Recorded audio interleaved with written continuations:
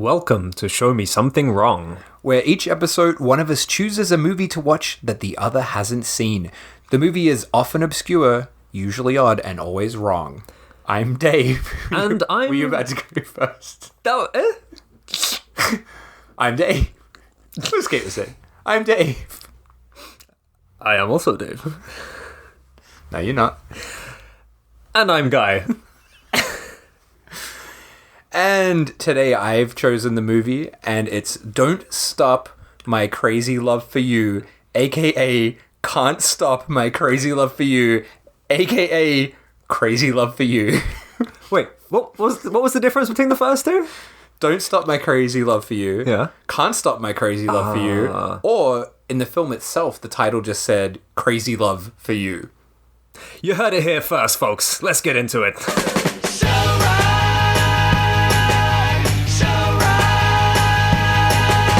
Alright. So this is our first Cat 3. Oh, mate. We finally did it. I'm so excited to talk about this film, and it's peak Cat 3 era as well. This is from 1993. The juicy years. A very good year for Hong Kong Cat 3s. But maybe before we dive into the film itself, maybe we should talk a little bit about Cat 3, or Category 3. As they say. Yeah, what is Category 3, Guy? Tell me, please. Well, the Category 3 is a rating in Hong Kong for the... Well, what initially was erotic cinema. And then... Is that right? I don't know if it's... Yeah, maybe. I don't know. It started in 1988 as like a new kind of classification. Right. Because initially it was the 2B. That was the highest categorization. They introduced the Cat 3... And it was mainly for erotic cinema. And then I remember Story of Ricky, Our Mate Ricky. That was the first film that got a Cat 3 rating for a non-erotic film. And it was the first Cat 3 for just gore and violence. Is that definitely true? That's what I heard. Who'd you hear that from? Oh, my mate. Yeah, so basically, yeah, it is just a rating system. But I do think that Cat 3... Hong Kong films, they do carry a certain weight. It's a genre in itself, essentially. Yeah. Because they all have that Cat 3 goodness, that oozing flavor. It's not just like, oh, this is like an R-rated film. It's much more than that. It's very special. It's very special. Not all the time, but most of the time, I would say it is. I think it's funny you mentioned Story of Ricky, because that was my first Cat 3 viewing. Oh. Yeah, so back when I was maybe like 14 or 15, I saw Story of Ricky for the first time, and it completely fucking blew my mind. Still one of my favorite movies ever. But I didn't even know what a Cat 3 was at that point. Right. It wasn't until maybe when I was in my 20s, I met my mate Pierre, who is obsessed with Cat 3s. Right. And we used to go to like a bootleg Hong Kong DVD shop and just buy every Cat 3 they had. Amazing. So he introduced me to the Daughter of Darkness films. Who's it? Lily Chung, is that her? She's like the scream queen of the Cat 3. queen of Cat 3. Fucking love her. And I think they're not necessarily my favorite Cat 3s, but I think they sum up how fucking insane the genre is more than any other film, especially the first one. They are really that Daughter of Darkness and Brother of Darkness as well. They're just so evil in spirit. Yeah, and they're like this amazing mix of really, really stupid comedy, like full-blown cross-eyed cop comedy, and then absolutely horrific violence and sexual violence, like really horrific stuff.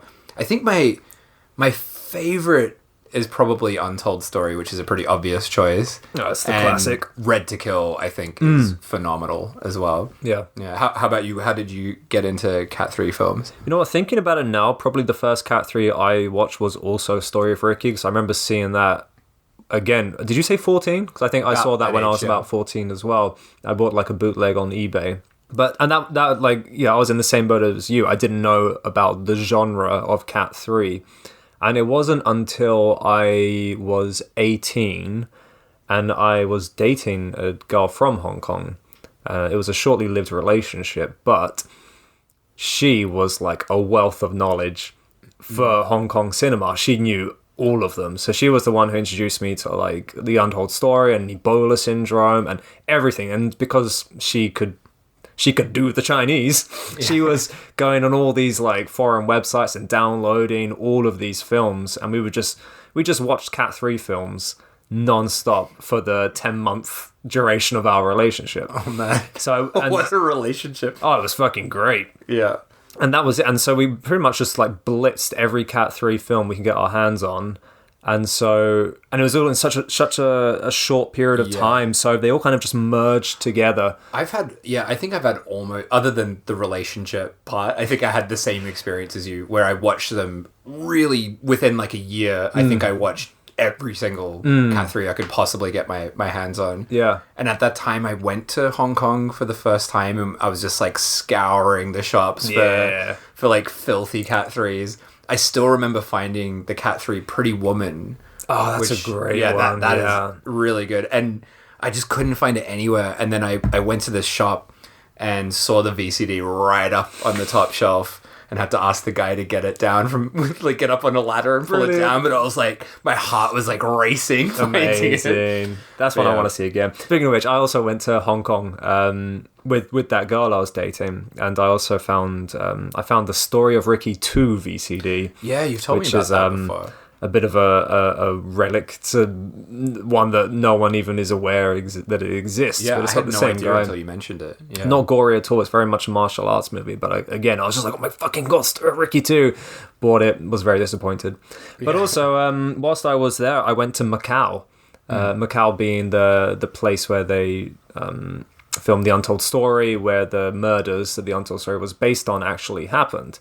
And I went to the restaurant that they filmed all of those scenes in, and it's like you can literally like pick out all the shops. You can be like, this is where that shot was filmed, this is where she got chopsticked, and they sell the pork buns. Oh, that's so good. So I was just like, this is so surreal. I'm in the restaurant of The Untold Story eating these pork buns. It was like a highlight of my life. That is awesome. And then I broke up with that girl. I never went back. Oh man, that's great. Yeah. Oh, I'd love to visit that place. It was pretty damn good. Okay, should we dive in? Let's dive in. Okay, so yeah, I was so excited that you hadn't seen this film, by the way. I've been wanting to rewatch this for so long because it is such a fucking crazy movie. So yeah, this came out in 1993. It's directed by a guy. I'm gonna mess up so many names in this episode. It's directed by Hon Wai Tat. Oh, you fucking butchered it, Dave. Yeah, I guess I did. And quite shockingly, he has 0 credits to his name other than this. Oh, wow. As a director in any other role as well, this is it. That's insane. Yeah. And I don't know if it's just he's just not been listed properly online, but there is nothing else he is credited for, which is really surprising because it's quite a well-directed film as far as Cat 3s go. But here's an interesting one. One of the writers, so there's 3 writers for this film, wow. Okay. Believe it or not. One of the writers is Nam Yin. I don't know if you recognize that name, but he's an actor and a writer of some of my favorite Hong Kong films. So he wrote Hong Kong Godfather. Not seen that. Oh, fuck, that's great. So that's my favorite Shaw Brothers movie. Okay. So it's like 80s. He wrote School on Fire. Nope. Prison on Fire. No, there's activity. There's a lot of things on fire. They're also both great. But he is the brother of Ringo Lam. No, what? So the director of City on Fire, which was, basically the main influence for Reservoir Dogs. And then he went on to make, like, Van Damme films in America, like Replicant. Have you seen Replicant? Nope. In Replicant, Van Damme, there's, like, 2 Van Dammes, like a cloned Van Damme. Oh, awesome. And one of them, like, is a bit, mentally not right, and he does a cum in his pants in one scene. So I like that he's, like, bringing the Hong Kong absurdity to America with that film. Brilliant. So yeah, he's one of the writers, Ringo Lam's brother. Okay. And then there's a martial arts director on this film, which makes sense because there's a lot of fighting, surprisingly. I was thinking the fight scenes in this are amazing. They're fucking awesome. And so the martial arts director is Lau Ka Wing, who's a martial arts actor from, like, back in the 70s and 80s. And he's just like, you know, acted and directed and been like the martial arts director for so many films that you would know. It's just like this huge list Wow. of amazing kung fu movies. So there was a lot of like pretty important people involved in making this. Yeah. Which is pretty nuts considering it's his only film. Yeah. And such a fucking good one. Yeah, I know. It's wild. And even more exciting, the cast. It keeps getting Oh, better. I mean, you already know this one. Oh, yeah. This film stars Simon Yam as Fred. And Simon Yam, to me, he is second only to Anthony Wong in terms of, like, crazy, like, Cat 3 rapist murderer characters. Simon Yam, of course, being Dr. Lamb. Dr. Yes. Lamb. And this is maybe my favorite role of his. You know what? I was watching it and I thought he did a lot better in this than in Dr. Lamb. I thought his performance in this, not only his, but hers as well, were just so incredible. And really Dr. amazing. Lamb is fine. It's good. It's the more gory option, which, you know, people like when they want Cat 3 films. But I would say this is the better film.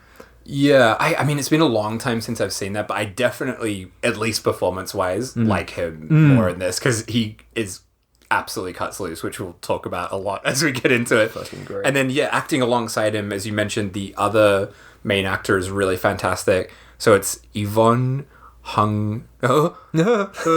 Yvonne Young Hung. Right. You might know her as the star of Chinese Torture Chamber Story, which is another fucking great Cat 3.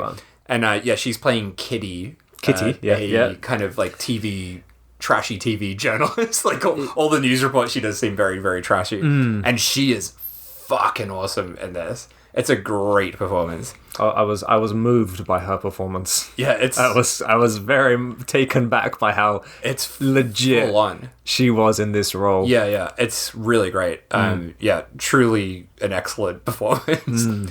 So, should we get into the film itself? That's it. All right. So we start very, very Cat 3 credits. We got red text on a black screen. In these opening credits, we're getting two people putting makeup on. And like, so it's cutting between these two people. There's like a different like color scheme for both the scenes. You know what? I'll stop you just for a second because I didn't even realize these were two different people. Oh no. I was watching it and there's like lots of close-up shots, people putting makeup on lipstick and, you know, the eyelashes and everything. I did not even realize that these were two different people. I think we're getting Kitty sort of getting ready for a news report. And then like, as it's cutting, I'm like, wait, hang on. That is like a very stubbled looking upper lip. And then you realize Simon Yam's also, you know, as Fred is, you know, putting lipstick on, putting makeup on, and putting this kind of ridiculous wig on. And there's no context at this point. So it's like, what the fuck is going on? But yeah, so it's cutting between our sort of two leads at that point there. And then we go into a scene of Kitty Wong in her job as a reporter. She's outside a very, very prominent Kentucky Fried Chicken. And she's interviewing kids about like idol admiration. Yeah. And I love that like subtitles in Hong Kong films are just so much fun. And like this film has a moment, we'll talk about it later, that is my favorite ever shitty Hong Kong subtitle moment of all time. Yep. Okay. But even at this point, this first scene, she calls, the translation has her calling everybody pal. Yeah. So she's like, "Hey pal, who's your idol?" And they're like, "Oh, Andy Lau's my idol." "Oh, okay, how about you, pal? What do you like, pal?" So yeah, she's basically talking to these teens about which idols they like. One guy just starts talking about an actress that he likes because she shows her shoulders. And that's very sexy. I mean, this is the part. I mean, I was watching it and I was like, the intro is great, really moody, the atmosphere, and like the music was incredible. And then cutting to her doing the street interviews, and then I was like, fuck yeah, this is Cat 3 territory, isn't it? The reason I say that, and it kind of took me back to that time where I was watching all of these like weird dubs and whatever transfers of old films, because this is a Cantonese film. It was originally shot in Cantonese, but the version we watched is dubbed in Mandarin. Is it not? Maybe, I think there were 2 audio options. Fuck off. Yeah, oh my God. I definitely watched it in Cantonese. Fucking hell. Oh, you fucker. You fucker, Dave. So yeah. And then, oh shit. So I was watching it and it was dubbed in Mandarin, but it was it's Cantonese language film. And then we also have the English subtitles and the Chinese subtitles. Yeah. And so it's like this linguistic overload of information.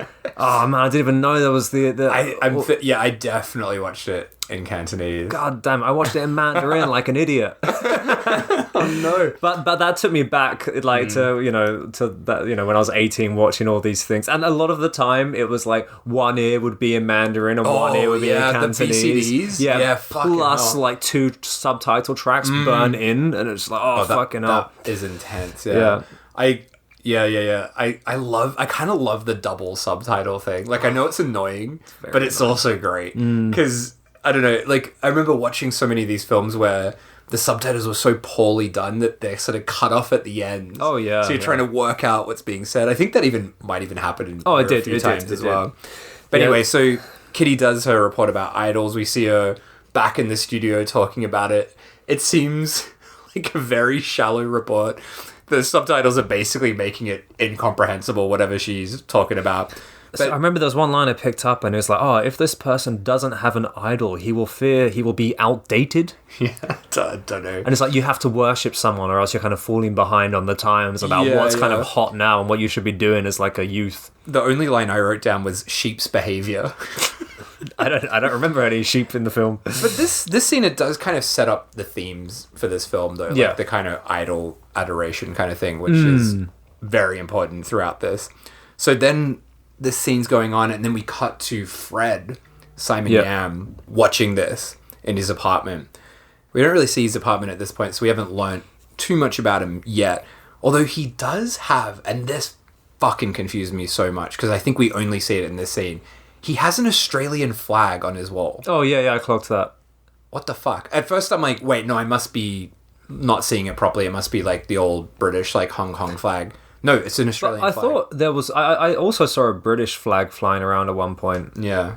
So I guess he just likes flags. Yeah. So, yeah, this is where we're introduced to him kind of properly. Watching this report, clearly he's very into Kitty. Yeah. So then we're back at Kitty at the studio, sort of finishing up her report. She's getting all these letters from fans. There's this sort of nerdy fan with all these big flowers for her. She's like hot shit. Everyone loves her in this. Everyone loves Kitty. And then, she drives back to a big old house in the hills, like kind of classic, like, the Hong Kong hills kind of thing. And, she goes into a house and meets her auntie's there, right? Auntie, yeah. Who's cooked something nutritious for her. Nutritious shows up in the subtitles quite a lot. We get a lot of nutritious in there, don't we? And she goes up to her room, starts sort of hanging out in her room, and then we see that Fred is watching her. He's got a massive telescope, hasn't he? With his big old telescope. I've said big old twice. Big old Australian flag. Big old Australian flag. Big old house. Big old telescope. And then I realized I'd accidentally done something very bad to you. You made me watch the film. What? No, what did you do? Well, you have something that you don't like that is very much prominent in this film. Oh, you see it in this scene. Yes. Yeah. Oh, fucking hell. So I'm really sorry. I actually didn't remember that part about this film. We've spoken about my my mannequin trauma in the past. Yeah. So what do we see in the background as he's spying on Kitty? So at first I was like, what is that? Because it is just in the background, and I thought there was someone else just like sitting at his like coffee table, like dinner table. Yeah. But basically he has made himself a mannequin dressed up as this Kitty person that he is like clearly obsessed with, and he kind of like interacts with it as if like it is her, and he's talking to it, and he's being like really kind of flirtatious with it. He's like tickling it and then like hugging it and kissing it and stuff, but his kind of mannerisms towards the mannequin is really like really gross. Yeah, it's kind of like cartoonish, but also like very creepy. It's super weird. But he's very flirtatious. He's like, oh, look at you, and he's like tickling her. Like it's like you know, pulling hair on the playground kind of thing. It's like really, it's pretty gross. Yeah, it is. Yeah, it's like very immature, right? Which is what his character is. Like he's like this kind of child trapped in a man, like a pervert child trapped in a man's body. That's probably the best way to put it. He's like a pervert, a kid trapped in a child pervert. Yeah. But before that though, we get a phone call from from Charlie, Kitty's boyfriend. Played by, did you know this actor? No. So yeah, it's played by Michael Wong, who's actually, I think he was born in America, so I think he actually speaks English a lot better than he speaks Cantonese, but I've always, like, Michael Wong always stands out for me because he's the Cat 3 guy that I really dislike. I just find him so boring in films, but he works perfectly in this because he's playing the kind of very dull boyfriend kind of character. Yeah. So yeah, he calls up Kitty and he's like, yeah, you know, I'm not seeing your age. Where are you? Do you care about your job or you care about me? You know, and she's like, just listening to the answer phone message, not really caring because she's like high on life, super famous. And he's like, I don't know, am I your boyfriend or your fan? Anyway, meet me at the gun club to cheer me up. What the fuck? There's a gun club? Yeah. And yeah, like that becomes a kind of important thing. It does. Run rate. Yeah. So yeah, he's called her up with that gun club message, and yeah, Fred's watching this whole time, getting all horny as he's watching her. And then she goes into the bathroom, and he's like, "God damn it!" Like, and he says, like, "Oh, I'm going to set up a camera in there one day." And then we get a really funny scene. Is it the bath scene? It's like the most epic bath scene ever. It's fucking hell. How many bubbles do you put in, woman? It's not just the bubbles, though. She's like in this like extreme bubble bath, and the tap is just like full blast, and she's her head's like under the tap, getting blasted by the tap water, and she's like spitting the water out. And then my favorite thing, like after she's like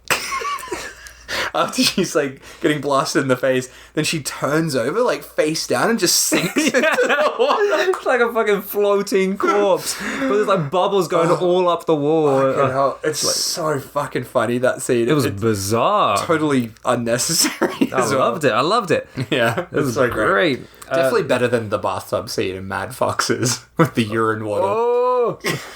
Oh God. Yeah. So then she comes back into the room, and we meet a very important character in the room. Who's that? Garfield. Oh, fucking... That was the most distracting prop I think I've ever seen. Yeah, it was very distracting. That's a common thing of like Cat 3s, right? Like basically things that break like copyright. I can't remember what There's a Secret in My Soup. Is that the film? Oh, is it with the Hello Kitty? Yeah, and it's got a Hello Kitty, and they sort of blur it out. That's right. Yeah. But this film doesn't give a shit. It's just got this massive Garfield toy that is in the background of every scene in this room, to the point that I was so distracted every time it was on screen. Brilliant. But yeah, so she's back in the room. Yeah, Fred's like still watching this, all kind of horny.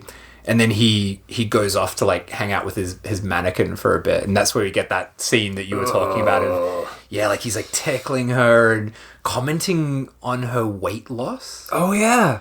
What's that about? Fucking weird. He's like, you need to eat more. Don't let your tits get small. Yeah. Very weird. Very weird. So yeah, Kitty goes back downstairs. Auntie's cooked this big meal, but not much time to eat it. She's got work to do. Yeah, she's got work to do, and Auntie gives some advice that's ignored, which is only ugly women care about their career. That's right. He's like, men can be playboys, you can be one too. Yeah, so Kitty's back to work, and then we see Fred driving around. He's got a big bunch of flowers to give. That's it. He's on his way to woo her, isn't he? He's kind of getting a bit of cold feet as he's doing it. Like, he doesn't want to interrupt her, during this report. But at this report, things kind of go a bit awry for Kitty. So she's outside, and her next topic is talking about premarital sex, right? She's like talking about abortions and stuff as well, right? Yeah. And interviewing the local youth, but it's like very much just like out in the street, flagging them down. What do you think about this? But there's some people, like some onlookers, who are kind of heckling her and like saying nasty things about her. Fucking what's his name? Lamb. Fred. Yes. He's not happy about it. Yeah, he really freaks out. We get this amazing kind of wide angle, classic Cat 3 shot zooming around him as he's really pissed off watching these bullies, like making fun of his beloved kitty. That's it. But they get ushered away, right? Yeah, so they go off to like piss somewhere. Did you get this line? Yeah. Please share it. It's one of the best lines of the film. Yeah, so they get ushered off, and one of them is like, "Oh, I want to piss," and the other goes, "Pissing? I love it too." So they go to the alley to piss because everyone loves pissing now. Yeah, and pissing is pretty great. I do it regularly. Every day, a couple of times a day. Big fan. And Fred walks up with a baseball bat and just bludgeons everyone. Yeah. He fucking bludgeons everyone into a bloody pulp for saying some less than appropriate things to his beloved kitty.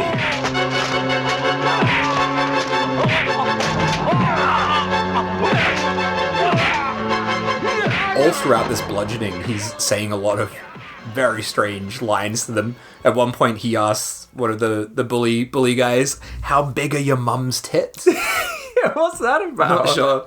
He also grabs a guy's dick. Yeah. Grabs his dick, and he's like squeezing it. It's like making a cracking sound. And then he's like, "Yours is not long either." Yeah. Like, I know Who's this the other person in this? I love that's a mistake of the subtitle. It's just so funny. Yours is not long either. Yeah. Like he's referring to his own tiny penis or something. Oh god. Oh, yeah. fucking hell. And then he dances off with his bloodied baseball bat, like as if he's like waltzing with it down the alleyway off into the night. So funny. And he's high on life. Yeah, he's loving it because he in his mind he's done good to Kitty, so he thinks he's her savior, right? He never thinks of himself as like the bad guy. Yeah, he's always referring to her as his girlfriend and like as if they're in a real relationship. Oh boy, the next scene is going to be hard for me to talk about without cracking up a lot. But so after this beating of these bullies, we see Fred go to his workplace. And we kind of discover at this point that he's actually like a very successful, rich kind of guy, right? He's like a computer genius. Yeah, he's a computer genius, and he's got all of these basically home security systems that have become really popular. So he's actually, despite being this kind of man-child pervert, he's a successful computer genius. Yeah. I mean, that's actually quite realistic, isn't it? Like, it's an incel kind of character. It's a bit like, what's his name? American Psycho, Patrick Bateman-esque, you know? Right, yeah. Having that, like, double life. Oh, God. And then, Fred meets kind of the best and worst character of the film. Oh, there's a lot of dick stuff in there, isn't there? So his co-worker, Quack, is his name. This whole scene is just Quack talking about his dick. Yeah. And this has some fucking great lines throughout it. So he's like, "Oh man, my dick seems to be getting weaker and weaker." and Fred's advice is like, "Well, you probably shouldn't drink too much nutritious soup." What's that about? I don't understand. Soup. And Clock's like, "Yeah, I really want my dick to be great."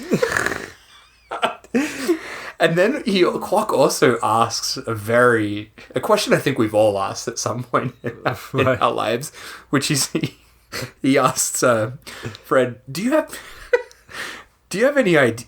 Oh, God. Do you have any idea to put a computer inside the penis?" That's right. That's the exact wording. He does. Yeah. Like, do you have any idea to put a computer inside a penis? And Fred's reaction. Oh, you have his this is the one. No, he's like, "Dickie is made of spongy material." It's like Dickie. That's not the last time we're going to hear Dickie being referred to as well. There's a lot of Dickies in this. Yeah, and then like Quack seems like I don't really understand the back and forth, but at one point he's like, "So you'd take care of my little Dickie." But basically, the only reason we have this scene is for Kwok to invite Fred out to the gun club, right? That's right, the gun club. Mentioned gun club. I just wanted to talk about the gun club first. Yeah, the concept of the gun club. It looks like a fucking family picnic in a park, but everyone just has these like rifles and stuff. Like they're just like sitting on the when they said gun club, I was expecting like a shooting range. Yeah. But they're like in this park and Looks they're sitting delightful. on the grass, like polishing their rifles and AKs. And oh, this looks like a lovely. It's like a country club, but everyone's like shooting shit. Yeah, it looks great. Yeah, and then so they go to the gun club. Yeah. And they get seated, and it's Fred, Mr. Dickey, his boss. I don't think Mr. Dickey is his boss. Isn't he the boss? Fred's the boss, right? Is it? I think Kwok's just his mate. Ah, He's described as like my coworker and my best friend. okay. Yeah. His best friend Dickey. Yeah. Kwok. Charlie. Should we just call him Dickey from now on? Sure. All right. So Dickey, Fred is there. Dickey, Fred, Charlie, and Kitty. Yeah. So that's it.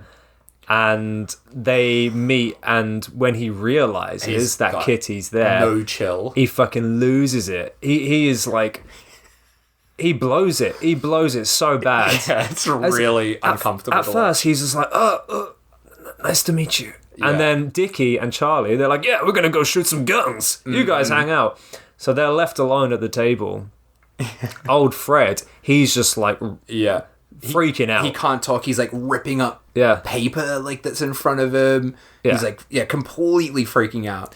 But then he manages to utter out a word, and he's like, oh, you look really pretty on TV and stuff. I like your show. And she's like, oh, thank you very much. And he's like, come to dinner with me. It's just like instantly from 0 to 100. Yeah. He's like, he found his chance and he took it. Yeah. He's like, I gotta take a shot. He's like, come to dinner with me. And she's like, oh, I'll ask my boyfriend. He's like, what? No, I want you to come alone. Leave him out of it. Don't tell him. Come to dinner with me. And she's like, gotta go. She's really great in this scene. Like, she's really good at just expressing how fucking distressing the situation is from the get-go. Yeah, so he completely blows it. Kitty leaves. And then we cut to Fred back home with his mannequin having a full-blown meltdown. Yeah. I guess about, like, Charlie's existence, right? Yeah. The boyfriend's existence. And he slaps his mannequin, knocking its wig off, but then the wig's back on in the next shot. But then he's, like, instantly apologizing, and he pulls the mannequin down onto the bed. Yeah. And says, oh, we've been together for 3 months now. Then we kind of realize, I think... he's like kind of just moved to this area. That's and right. Has started Yeah, spying on Kitty. So he's sort of associating that as the beginning of their relationship, I guess. Yeah. So then Fred starts calling Kitty. That's it. He's the computer genius. So he can do a lot. He can distort his voice. That's him. Into his alter ego. Which is... Mr. Puppet. Mr. Puppet. Mr. Puppet.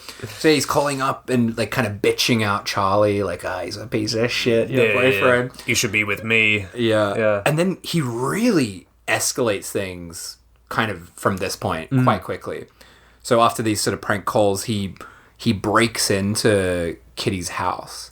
At night. Yeah, nighttime. And she has this big pool in the background. I love the lighting in the scene because it's all kind of... the reflections of the pool is like creating these kind of crazy lights as he's breaking into her house. And yeah, he approaches her in bed. She's sleeping next to Garfield. There's a lot of Garfield in this. And I noticed as well, she has a lot of photos of herself. Of herself, right? She's a real narcissist. Yeah. Is that what your bedroom looks like? Just all these photos of you? Like glamour shots? Little pictures of me. My phone background is just my face. Yeah, a lot of the photos are not even with other people. It's just like glamour photos, right? But there is one. There is one of her and Charlie. He doesn't like. No, Yeah. he doesn't What does like he do with that? He breaks in, creeps up to her while she's asleep, sees the picture of her and Charlie together, and kind of just takes it away, takes it to another room where he pulls out a knife and just starts repeatedly stabbing Charlie in the face. Yeah. And then use that knife to like cut his face out. Yeah. And then like kind of trying to put like puts it up to himself. He's looking in the mirror and he's like looking at himself in the mirror, but like holding the picture up to himself, so his eye is kind of poking through the hole that he's made where Charlie's face was, and kind of like grinning maniacally. There's a lot of that moments like that where he's trying to sort of put himself in images with Kitty and kind of getting off on that. And then another scene which goes back to when he's kind of like, he always has her best interests at heart. Yeah. So he goes back to her bedroom and she kind of like, she's rolling around in her sleep and kind of rolls the covers off of her. And he's like, "You silly girl, you're gonna catch a cold." So he kind of goes to put the covers back on her and she wakes up. Yeah. And what does he do? As soon as she wakes up, he gonks her over the head. He fucking karate chops her. I thought he had a knife in his hand and sort of gonked her with the butt end of the knife. Is it a karate chop? I thought it was like a literal, like to the neck, like a shot. Right, okay. that makes more sense. Yeah. So he like knocks her out straight away. He also, when he was doing that photo chopping up thing, he very quickly stole some underwear as well. Oh, that's true. Yeah, which that kind of comes back a bit later. You would do that, wouldn't you? Well, I guess if you were a man-child pervert. If you're a man-child pervert and you're breaking into go for. That's like classic. Yeah. He almost did it out of like expectation, you know? Like, I gotta take some underwear. It's like the thing to do. Yeah. That's like the holy grail. And, when she's gonked out, what happens after that? So that's it. And then he kind of like sees his chance because she's kind of in her night lingerie, kind of the covers on over her. He can kind of see her and her body, and he's like, I'm gonna take a peek. Yeah. So he takes his knife and kind of just ever so lightly lifts up her top and gets a ever so slight peek at her nipple, to which his response is to have like a full-blown brain aneurysm. It's like too overwhelming for him, and his heart just starts like pounding. He's like, it's like a nipple-induced heart attack. Yeah. But he's kind of like, I can't do this. I can't do this. This is my girlfriend. I can't treat her in this way. That's right. And then he's gone. He's gone. So he doesn't actually do anything at this point. He's still got her panties, though. He does have the panties. So Charlie comes over to kind of help out Kitty, but Kitty hasn't called the police because she's really worried that they'll think that she's been raped and basically cause a kind of public scandal. That's right. She's worried about her image, isn't she? Yeah. So, that happens, and then we go back to Fred. Oh, this fucking scene. Really, really strange scene where it feels mostly unnecessary, this scene, but I kind of like it because it's so weird. But yeah, he's in drag, and we've got this kind of role reversal. That's right. Where the mannequin is now dressed as him. So the mannequin has become Fred, and he's become Kitty, dressed up as her, and he's cooking eggs. Yeah. And sort of talking in this weird falsetto kind of voice. And being all sort of sexual with the mannequin, but also kind of prudish as well. Yeah. So he sits on the mannequin's lap and he's complaining about the mannequin touching his tits and stuff. And the mannequin's fucking creepy. It's like it's not what you picture with like a normal mannequin, right? Like it's got very tactile fingers. It's got these sort of wobbly little, not tactile. It's not like wobbly kind of fingers, right? It's not a stiff kind of typical mannequin. No, it's almost like it's like a half deflated sex doll or something. Yeah, it does almost look like a sex doll. Yeah, it's fucking weird. That scene was creepy. Yeah, it was very creepy, but it was very like light-hearted in atmosphere. So it's kind of, I don't know if it's supposed to be like the comedy relief scene. Well, that's it. Like that's the other thing about Cat 3s, right? Is that all of them do this where it's like I think I had I can't remember where I heard this from, but I heard that with Cat 3s, when they had these really grim kind of fucked up films, they're like, we have to put in comedy to lighten it up. Right. But that's not how it works. No. It just makes it really fucked because you're like seeing this fucked up scene of him like breaking into a house, stealing underwear, doing all fucked up shit, and then like a silly comedy scene, and it just makes it way worse. Yeah. Like, way more unsettling. Yeah. And so many Cat 3s do that. Daughter of Darkness always comes to my mind because the cop stuff in that is so ridiculous. I think is it Daughter of Darkness 2 where all the cops are masturbating? Oh, no. All the cops get all the locals to masturbate into pots. Oh, there's that scene, isn't there? To, like, test to see who, like, the rapist in this town is. And it's full-blown Benny Hill music comedy shit. And I'm like, no, this doesn't make this less offensive. It makes it more offensive. Yeah, but it's classic, like you said. I mean, the one that I always think of is the cops in The Untold Story. Oh, yeah. Because that's so goofy all the time. But it makes the horrific scenes more horrific. Yeah. Because you're going from this lighthearted stuff and then going into the really grim rape and blood and disembowelment, or vice versa.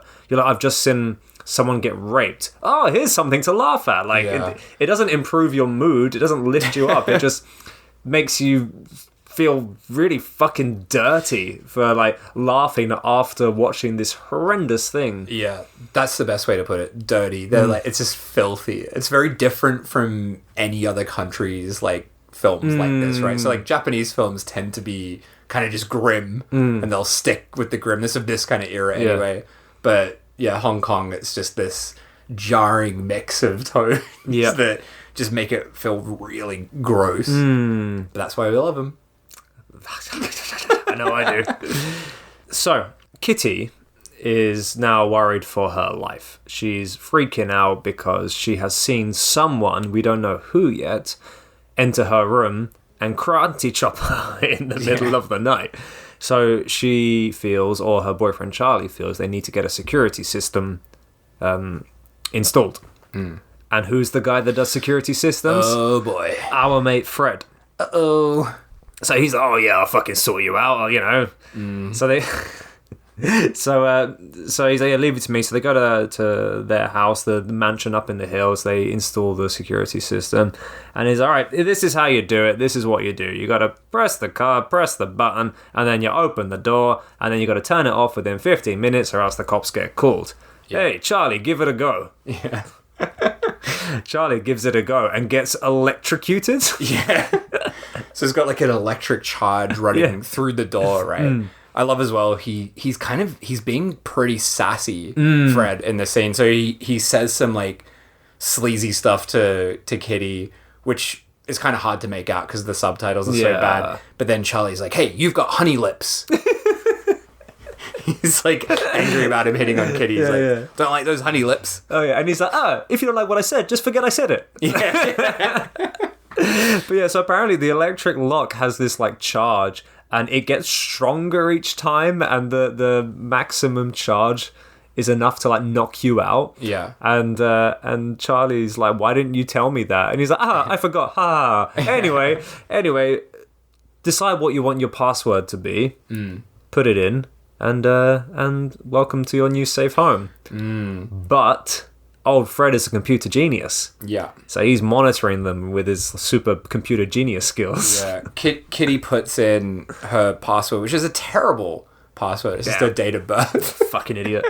And yeah, like that information goes straight through to a computer that Fred's on. So he's got the password straight away.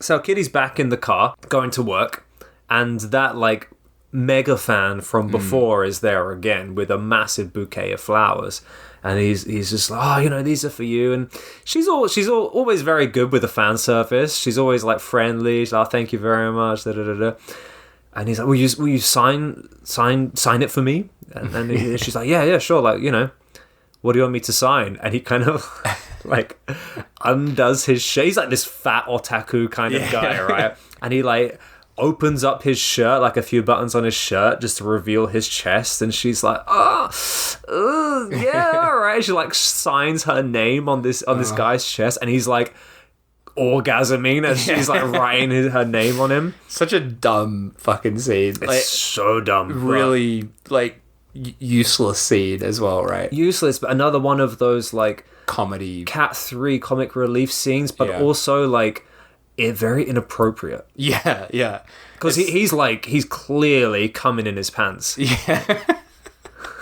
Yeah, he may as well have been going the full Dan Aykroyd Ghostbusters cross-eyed. That's right. Like, Yeah. So yeah, like that happens, which is kind of meaningless, irrelevant to the plot. Very. But she's back in her car, and I wasn't quite sure how this came about, but she has a cassette tape that I guess has been left there, or that she thinks is just a tape, one of her own tapes. Yeah. But anyway, and did you work out where that came from? I couldn't tell if there was...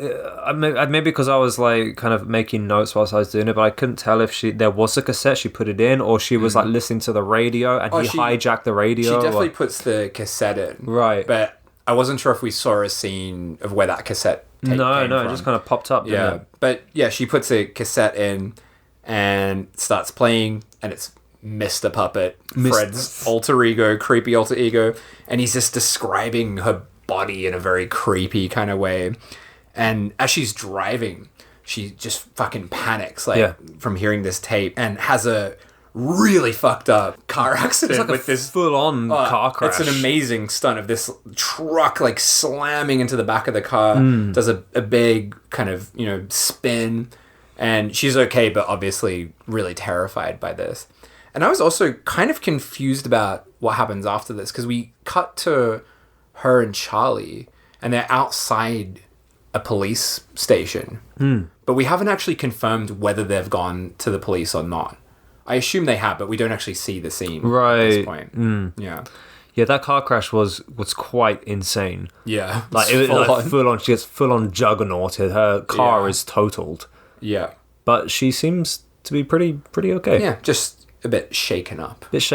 But more from the Mr. Puppet than the car crash. Yeah. Oh, there was some guy calling me. So she's very traumatized. She's back at her place. Charlie is there trying to comfort her in a fucking ludicrous yellow sweater. Hideous sweater. And he asks to marry her. That's right. Yeah. He's like, I won't let others bully you anymore. Let's get married. There's a lot of bully talk in this film. That happens a lot in Cat 3. Yeah, they're always like, you bullying me? Like... So Fred's watching this marriage proposal, which kind of, segues into sex. Yeah. And as Fred's watching this, he fucking flips his lid. He goes bonkers, smashing up shit in his apartment. He's kind of like hugging onto the mannequin. He's ripping this poster up of her. Yeah, he's freaking out. And then kind of puts it back together in a fucking in a mess. And it's just intense. It is. Yeah, so he's in the middle of this massive freak out. Like, he's lost his mind. He cannot even fathom the idea that the love of his life is marrying this other guy who he thinks is like the inferior guy. And then we get the most bizarre cut like ever. And this... and at first I thought it was another break-in. I thought it was him breaking into their house again. And what we see is a guy, a fucking ninja, jump out of a tree. So he kind of jumps down in full-on like ninja costume, throw like one of those smoke bombs down, and kind of disappears off into the smoke. And I'm like, wait, what?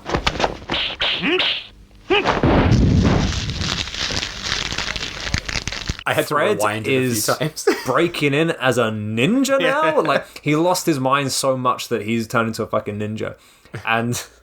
But actually, it turns out we're at like some costume party, and the couple have decided to throw a very impromptu celebration for their sudden engagement. Yeah, so it's like Kitty's, like, it's at Kitty's place. Right? Yeah. They're all in fucked up costumes. Yeah. Did you notice how, like, so the ninja's the kind of most normal one.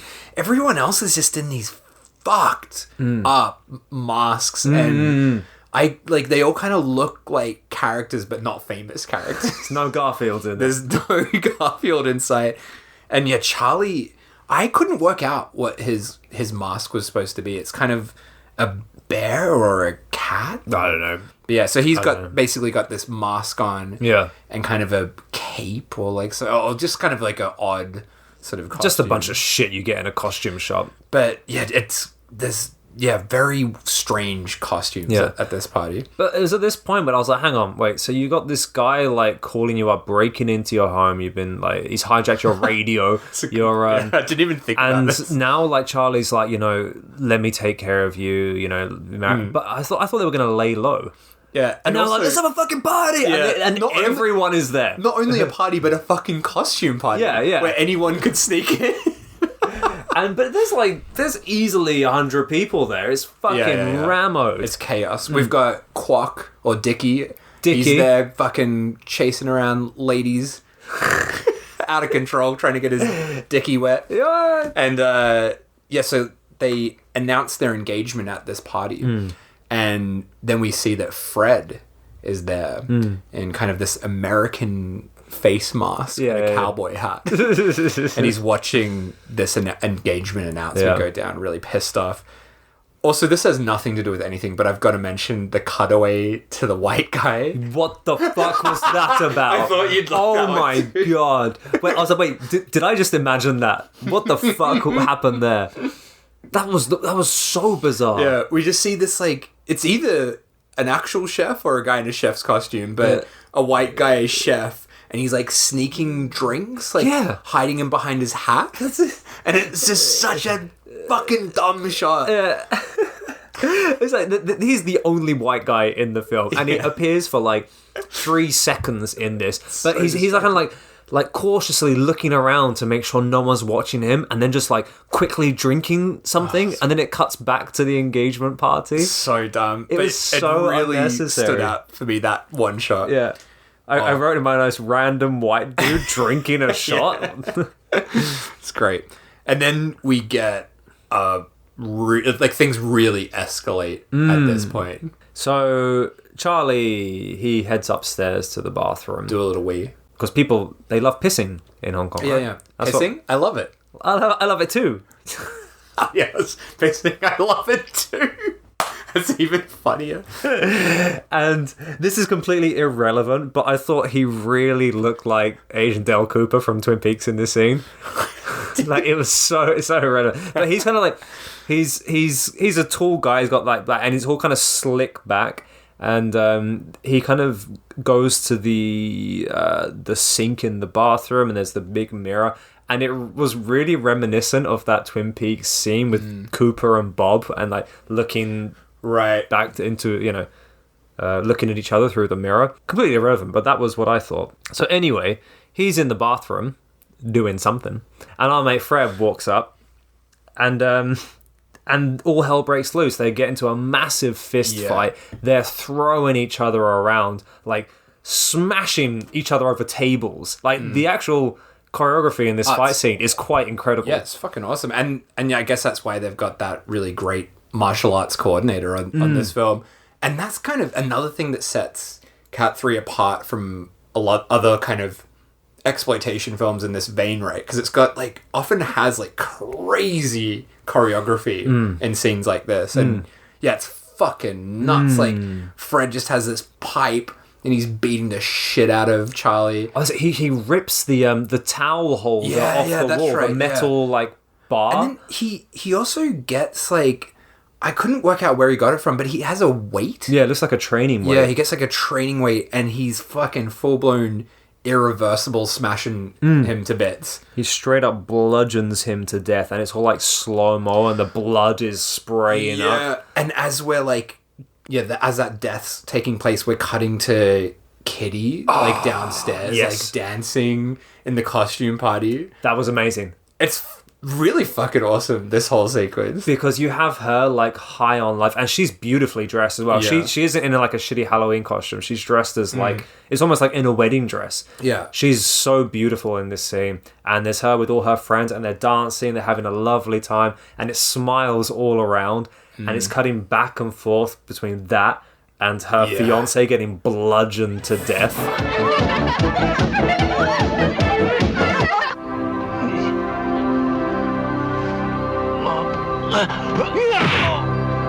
And it gets creepier from that point as well. Oh yeah. So after Fred has absolutely bludgeoned Charlie to death, he switches costumes or like dresses up in his costume, taking the mask and stuff, and he goes downstairs, and you know the lights go down. Kitty sees him, thinking it's Charlie. Yeah. And they start dancing together. Yeah. And it's a fucking creepy scene. It's quite amazing. It's really effective. Unfortunately, it's a little bit ruined by an interruption with where we cut to Quack. Oh, Dickie. Or Dickie trying to He's trying to get his dick wet, isn't he? trying to get his dick wet. So that kind of interrupts the sort of but necessary to the story. Yeah, it is necessary, yeah. Yeah, so Dickie is hooking up with this girl, and they want to find somewhere private, so they go upstairs to the bedroom, to Kitty's bedroom, and get on the bed. Garfield's not there. Sorry, guys, he's not there. I know everyone was hoping he'd be in the scene, but he's not there. And, yeah, like they're in the bedroom for a bit. She steps in some glass that's been, you know, left there from the fight, I guess, is somehow spread into the bedroom as well. And meanwhile, we're like cutting back to Fred, like still dancing with Kitty, and he's fully just feeling her up. Oh, they're loving it. Because that dance scene is actually quite a beautiful moment. It's really romantic. Like, the music is great, the atmosphere is perfect, and they're embracing each other, thinking like, you know, they're going to get married. Yeah. You know? Well, that's in his mind as well, right? Exactly. Yeah. We know that he's an imposter, and he's just killed her fiance. She doesn't know that, but she's dancing, hugging, kissing him, like being embraced by him, thinking that he's her future husband. And it's so good because visually it's so like romantic and beautifully shot, but there's this dirty backstory to it that we as the viewer know. And it's such a great scene. I loved it. And he's like grabbing her ass and stuff, and I was like, he's really enjoying it. And then finally he goes in for the kiss, and they start kissing, and he's probably high on life. Yeah, I totally thought the same thing. It's a very it's a weird scene because it's as you say, shot in this romantic kind of way, but we know more than she knows, which is it's really creepy. So then Quack and the girl find the body in the bathtub. They come running down. Kitty goes up, sees Charlie's body, realizes what's happened, comes down, but you know, the guy that she danced with is gone, right? Fred's gone. Yeah. That's right. So then after that, cops get called. They're doing the search, but we meet our kind of main detective, right? Chiu. I don't know how to pronounce it, but it's Chiu. Chiu, I guess. Chiu. So Chiu, Detective Chiu, shows up. He's on the case. Yeah. But there was one, I think the scene after they're doing like the initial like search and forensics and they can't get any information. But we cut back to Fred, and this was one of the scenes where I was like, wait, what the fuck is this? Because he is in the bath, right? And we have a kind of a little bit of like a long shot, a bit far away. And he's watching footage of her on TV. It might be old videos or something, but he's in this bath, like a bubble bath, and there's like some movement in the water. And I was like, what's that?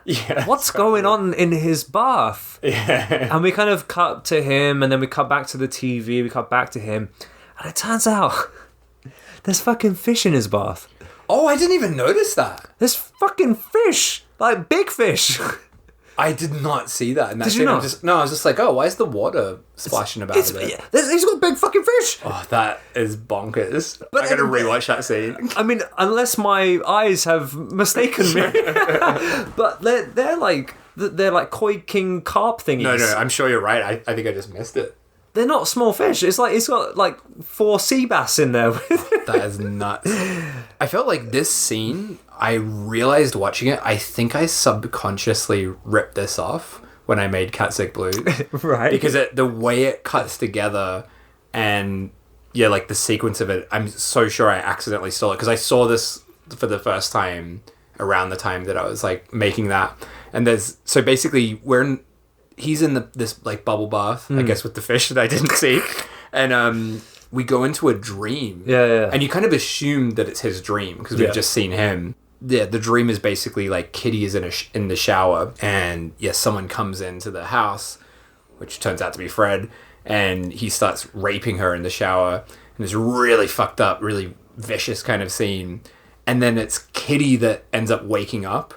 I did the exact same thing in Cat Sick. I think and the way, just like the mood of the scene and the shots, like, yeah, I feel like I accidentally ripped this off. Sorry to the makers of this film for accidentally ripping it off. You should have ripped off more like Dickie lines as well. Well, there are some Dickies in There's a movie. lot of Dickies. Yeah. So yeah, it's her dream, and she's sort of screaming as she wakes up, and old mate detective Chiu reacts to the screams and comes running into the room. That's sort of when we realize they're in the house at this point. The cops are there sort of protecting her. So yeah, she's completely frazzled. Her fiance's just been murdered. She's having nightmares. She can't leave the house. She won't go to work. She's completely kind of house and bed bound. And she gets a few visitors, like her mates or her auntie, who's like, he's dead. Go back to work. They're like, come on. Don't worry about it. Live your life. But she's completely like, frazzled is the only way I can put it. She gets some calls from workmates as well who are sort of saying the same thing. Yeah. Where it's like, time to move on. Yeah. Yeah, get over it. It's been like a day. Yeah. But every time the phone rings, she thinks it's going to be Mr. Puppet, right? And then it actually does end up being Mr. Puppet. Calls up, and she starts to try and sort of turn the tables on him. And Kitty is encouraging Fred as Mr. Puppet on the phone to come to the house. Yeah. And he agrees to come. And then we get this kind of, I fucking love this scene. She's like in touch. She's like, I've lost my husband. I need to be satisfied as a woman. You need to fuck me, right? So, yeah, she's enticing him to sort of come over. And then we get, I think, my favorite kind of sequence in the film where she's like prepping the house for this visit, where she's like hiding knives around, like sort of putting them under like the carpet on the stairs and stuff. And like, she very badly hides the meat cleaver, just rests it up against the wall.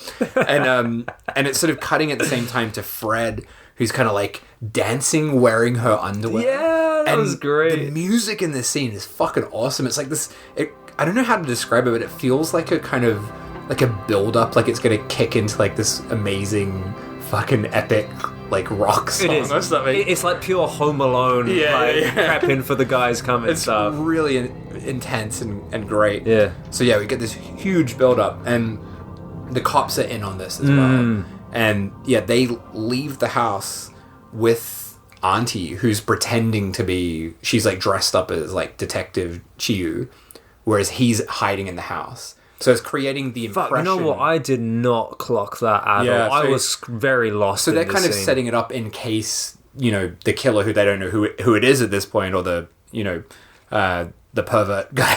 They're like doing this for his kind of benefit. So the auntie character leaves kind of as if she's the detective, whereas he stayed inside. He's hiding in there, and Fred's watching this happen, and he's kind of suspicious about it. Sort of like, rambling to his mannequin, like, oh, should I go over? I know it's a trap, sort of thing. So he kind of knows what's up. And then Fred starts driving around, and he drives past the cops. Who are there sort of staked out, waiting to get the word to come back. He doesn't quite taunt them, but he sort of stops near them and complains about them blocking the road. He's like, hey guys, you shouldn't park there, you're blocking the road. He's laughing at them.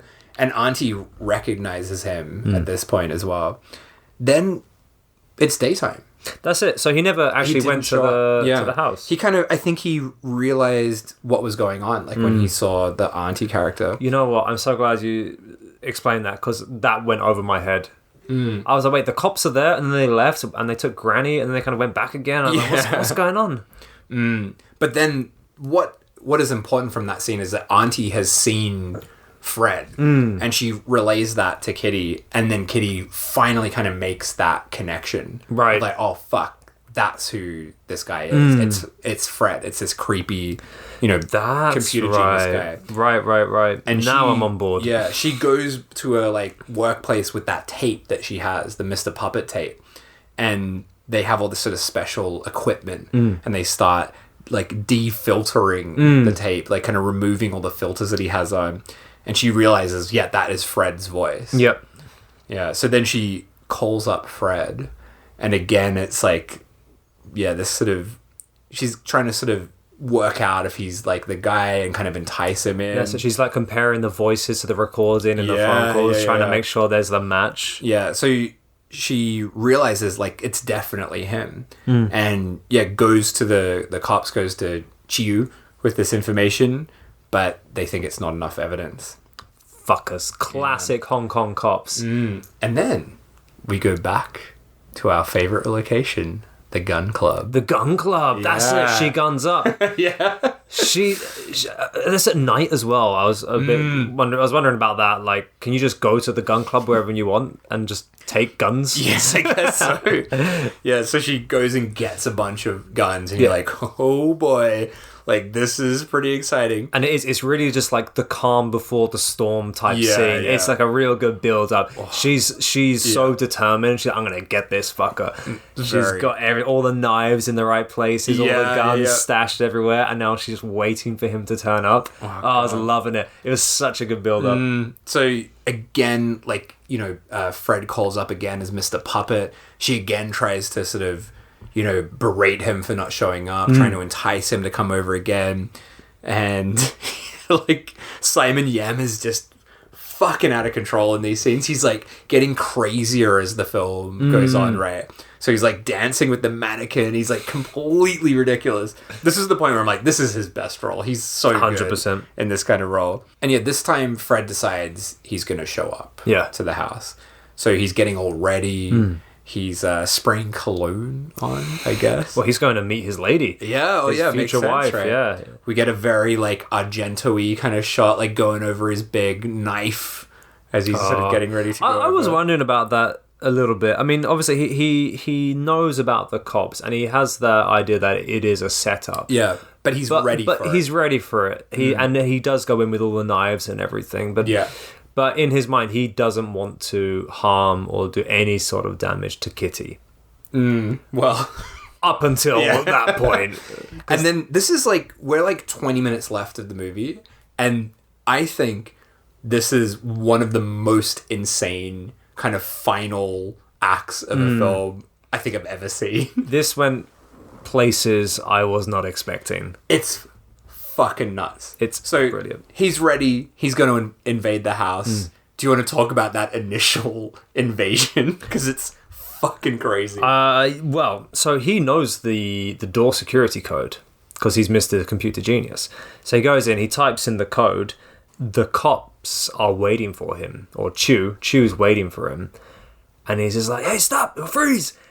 And Fred turns around and he's wearing the most horrific mask, and it's like, what? And it's like, it kind of so reminded me of like one of the mask from like Halloween 3 or something. It's like that gross kind of witch, almost like old man-esque mask. Like, where the fuck was that mask even from? And so Chew and Fred are like fighting downstairs, and Kitty is upstairs and she hears all the commotion, and she's like, oh, shit's happening, it's happening. And that fight though is fucking nuts as well. It's like primo, like martial arts madness. He flings fucking Chew down the stairs. Like it's crazy. It's so good. I mean, I wondered, did they have stuntmen in this? Or because there was a lot of ones that looked like the actual actors. It really did. Yeah. Like, there was no stuntmen kind of moments in this that I could pick up. Yeah, so, as you said, Kitty's upstairs. She's hearing all the commotion. She's like, fuck, it's kicking off. She's holding a gun. She's got the gun ready for when this fucker comes in the room. And we hear the voice. What does he say as he enters the room? I can't remember. He says something, and he's some like kind of creepy line to it, right? Yeah, and you hear him call out just from outside the bedroom, and the figure walks in, who we and Kitty assume to be the killer. It's not. But that doesn't stop Kitty from shooting the fuck out of him. Like, shoots him like half a dozen times. And then finally in the fucking head. Yeah, so this is, like, the detective, right? Yeah. So he's getting blasted to smithereens. And as you said, that final shot, just of his head not exploding, but like a violent fucking headshot. With the blood. Really she's like screaming, just like, like shooting, to save her life. And the cop's getting blasted. And he kind of falls to the floor and just the final bullet just hits him in the head and the blood that's spread. And I was like, oh, fuck. Yeah. And then she realizes, like, oh, shit, this is the guy who's here to help me, and I've just shot him in the fucking head. It's so nuts. Yeah, she tries to escape from the room, but Fred's out there waiting for her and just slugs her as she comes through straight away, and the gun kind of falls out of her hands. And then, so this is it. Like, Fred is finally kind of, face to face with Kitty, and he is nuts. Yeah. Like, all of that kind of thing of like, oh, this is my girlfriend, I'm going to treat her right. That's all out the window. That's a thing of the past. It's gone. And he is ranting at her and totally out of control. And she is like amazing in this scene as well. She's like spitting in his face. And yeah, he starts trying to rape her, and she's scratching his face and biting him, clawing at him, like takes a chunk out of his cheek with her nails. And again, you talked about like stunt people before, right? He starts pulling her down the stairs. Yeah. That was not a stunt person. He literally grabs her by the legs and drags her down the stairs. I assume she had some protection underneath, but it looked really real and violent. And yeah, he pulls her down the stairs and handcuffs her to like the sort of balustrade, right? That's right, yeah. This scene is extremely aggressive and dark. Like the sound that was used in it, and just everything that we've seen visually, like them hitting each other and spitting and scratching at each other, and then dragging her down the stairs and then approaching her to rape her. You're like, holy fuck! This took a very, very sudden dark turn. Yeah, it's really intense. Yeah, he's like ripping off her clothes. It's really animalistic. Yeah, and just insane. And yeah, her performance is intense, and he is kind of... it's hard to explain Simon Yam in this. He's kind of ridiculous, but it's also fucked. Like, it's kind of scary, but outrageous too. He sort of rips her pants off, and when he sees her legs and panties, he's going fucking nuts, like we saw him earlier in the film. Yeah, he starts convulsing almost.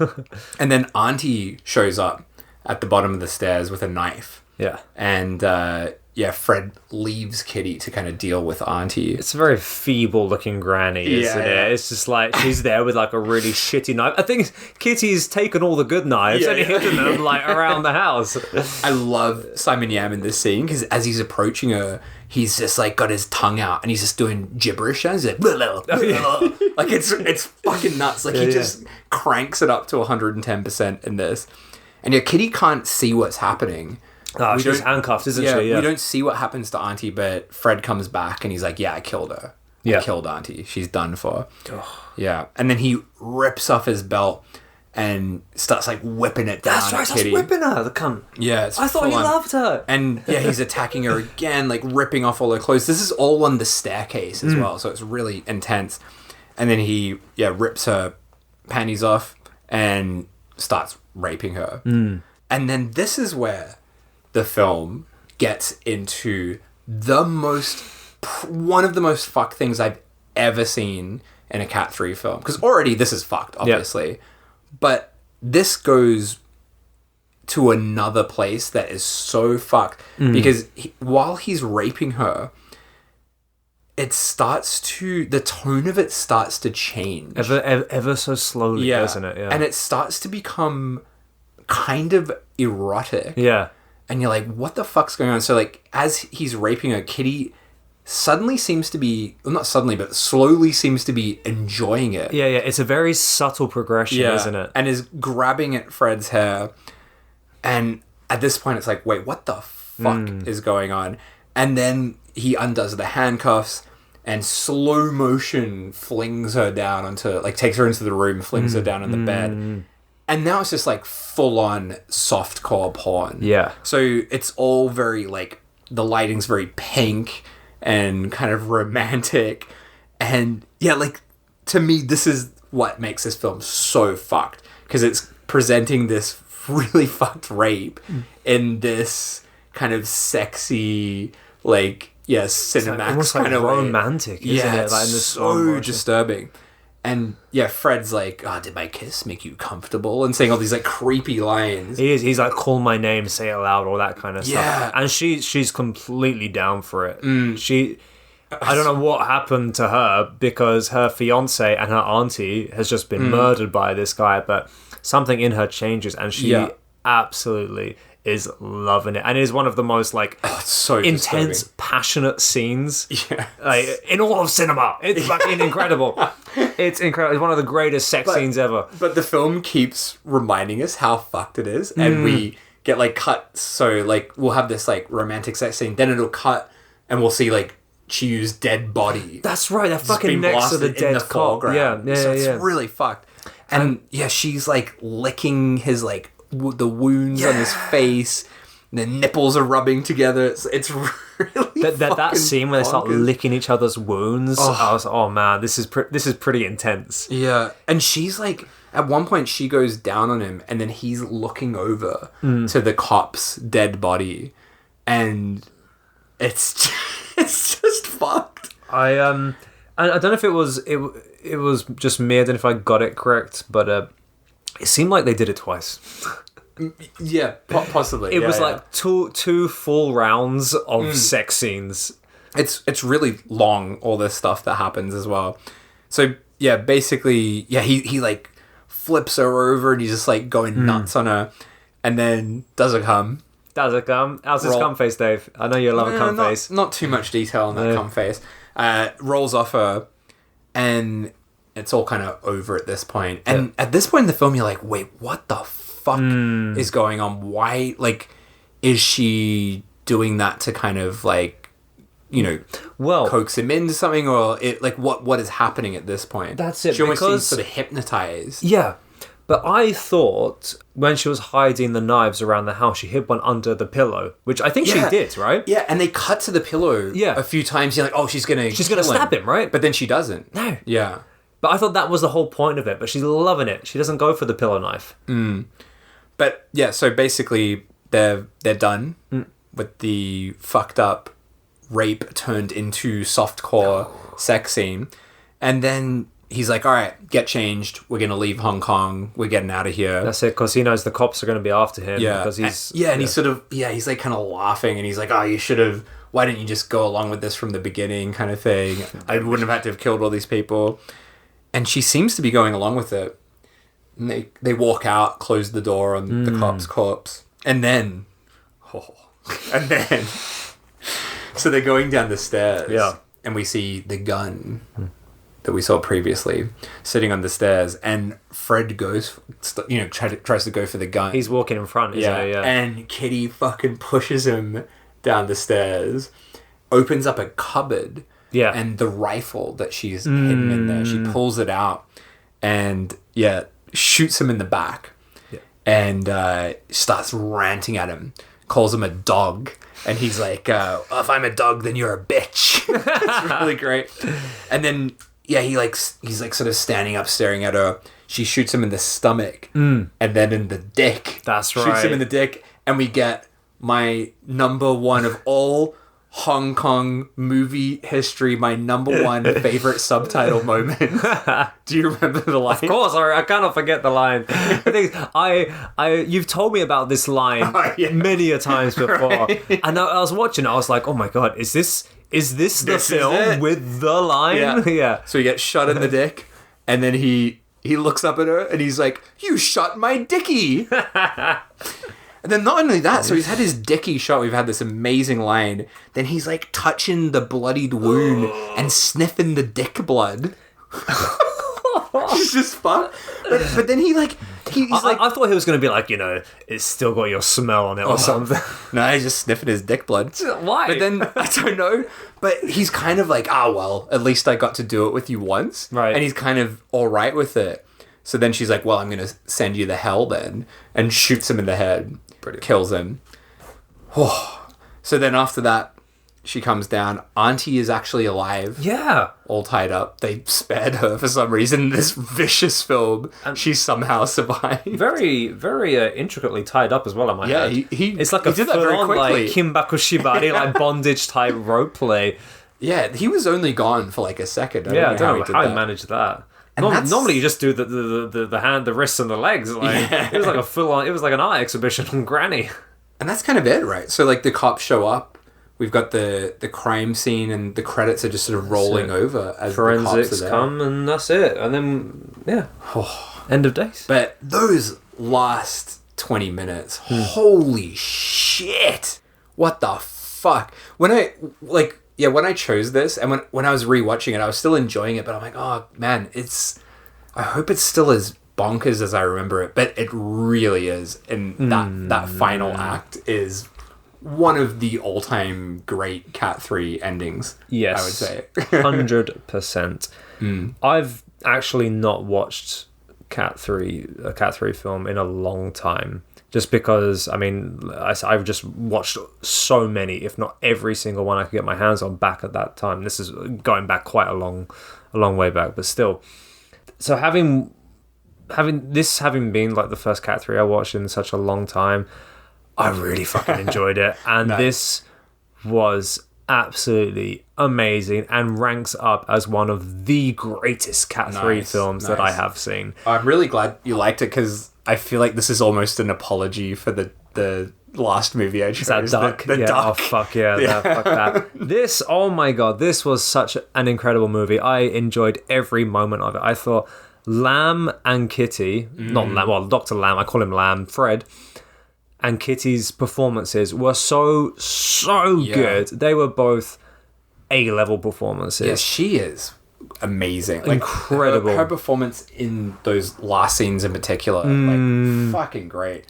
So good. I mean, there's not as much gore as some of the other Cat 3 films, but it makes up for it in the creepy factor. And like you said, the last 20 minutes was so intense and full on, and went many places I was not expecting. Yeah. It's really surprising that this is not more talked about. Yeah. Because it seems quite obscure in like the Cat 3 kind of back catalogue. Right? Yeah. No one really talks about this film that much, but I never even heard of it. Yeah. So that's why I was very excited to hear that you hadn't heard of this. I'm like, oh, here we go. Here we go, Dickie. Yeah. But yeah, I'm glad you enjoyed it. Oh, I fucking loved it, and it's kind of, it makes me want to go back and revisit a few more Cat 3s that I've because I've kind of just abandoned the genre, if you will. Because I just watched so many in such a short span that I kind of, I don't know, probably watched too much. Yeah, that I got sick of it. Yeah, I think I probably had the same experience as you. Yeah. But as we spoke about, like, you know, at the beginning of this, like, the Cat 3, it's more than just a rating, it is a genre, and it has that very specific level of griminess and dirtiness and eroticism that is only there in Cat 3 films. And it's so good. It's such a great genre. There's like a chaos to these films that you just don't see in anything else. It's a griminess and a kind of frantic energy that is, like, it's nuts. Yeah. It's great. This one ticked all the boxes. Yeah. All the fucking boxes. Like, because it had, the sexy scenes were sexy, the violent scenes were very fucking violent, the story was good, the creepy scenes with the mannequins and Fred, like, freaking out. You really believed him. Like, this was done so well. It's probably fucking one of the best films I've seen in a long time. Holy shit. Nice. Bar the terrible subtitles and the fucking... I can't believe I watched it in Mandarin when there was a Cantonese track. I'm so sure I watched it in Cantonese, because I would have... If I heard Mandarin, I would have tried to get another version of it. I should have fucking looked at that, yeah. But how does that... So, it's a great film, but I feel like the wrongometer is quite difficult for this one. Yeah. Have you got any ideas? I haven't actually thought too clearly about how to rank it. It's not the most fucked Cat 3. Like, it's not a Daughter of Darkness. No. But Daughter of Darkness is a 10 on the wrongometer. There's not much more fucked up than that. I think I I'm going to go for a 7.5. Mainly because I think what it does at the end with the kind of softcore element and kind of, that is so weird and creepy and disturbing that it kind of cranks it up on the fucked up scale for me. So I'm going to say a 7.5. 7.5. All right. I was thinking, like, when I was watching it, like, yeah, you got Fred, he's dancing with a mannequin and his stuff, and it's a bit like he's a kooky serial killer type guy, and that's all well and fine, but it's not gonna rank too high on the old wrongometer. But as we kind of progressed, and as I mentioned before, like, we as a viewer know things that aren't necessarily, like, shown on screen. Yeah. So, for example, like, when we watch the dance scene of them two just embracing each other, but having just seen her boyfriend being bludgeoned to death, and also, like, the fantastic finale of them, the two of them having the most passionate sex ever, but next to, like, a dead cop that she's just killed. Yeah, she's blasted this guy to bits. Having her auntie just been murdered by this guy. Yeah, that's right. Just before her fiance as well. But she's just happily having sex with this guy. Like, it's those small details that us as a viewer start to question, like, her, even though she is the what's the word I'm looking for? Victim. The victim of the story. And because of those fantastic little details, I think, for me a 7. Okay. Nice. It was a brilliant movie. I'm going to give this, like, a 5 out of 5. It was brilliant. Everyone watch this fucking film because it's absolutely incredible. Nice. And definitely, I forgive you for making me watch that dog shit film before. Well, we gave that one a 10, so everyone's got to watch that. That's fucking bullshit. But yeah, it is a great cat. I really enjoyed it. Really enjoyed it. Next week, what you got? Oh, not next week. Next episode, what you got for us? You know, I have been wondering what I should do, but because I've not done a Japanese film in a while, I think I'm going to bring it back to Japan. Nice. And do Kei Fujiwara's Ido. Ah, nice. Yeah. I've wanted to watch that for quite a while, so that's great. Nice, yeah. Perfect. Ido. Excellent. By Kei Fujiwara. Nice. Let's go. All right. And if you could please follow us on Twitter. You can find us at SMSW Podcast on Twitter. And please also, if you could, review us on Apple Podcasts and wherever else you might listen to us.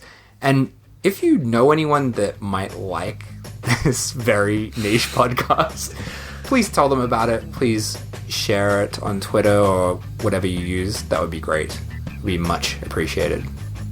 Do it.